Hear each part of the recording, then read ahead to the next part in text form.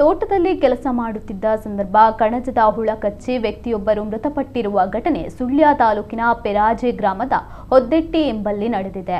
ಹೊದ್ದೆಟ್ಟಿಯ 53 ವರ್ಷ ಪ್ರಾಯದ ಜಗದೀಶ್ ಮೃತಪಟ್ಟ ವ್ಯಕ್ತಿಯಾಗಿದ್ದಾರೆ.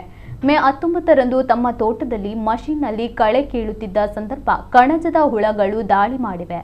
ಹುಳ ಕಡಿತದಿಂದ ಪ್ರಜ್ಞೆ ತಪ್ಪಿದ್ದ ಅವರನ್ನು ಕೂಡಲೇ ಸುಳ್ಯ ಸರ್ಕಾರಿ ಆಸ್ಪತ್ರೆಗೆ ದಾಖಲಿಸಲಾಗಿತ್ತು.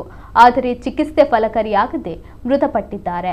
ಜಗದೀಶ್ ಅವರು ಹೊದ್ದೆಟ್ಟಿ ಕುಟುಂಬದ ದೈವಸ್ಥಾನದ ಪೂಜಾರಿಯಾಗಿ ಸೇವೆ ನಿರ್ವಹಿಸುವುದರ ಮೂಲಕ ಎಲ್ಲರಿಗೂ ಪರಿಚಿತರಾಗಿದ್ದರು. ಮೃತರು ಪತ್ನಿ ಮತ್ತು ಸಂಬಂಧಿಕರನ್ನು ಅಗಲಿದ್ದಾರೆ.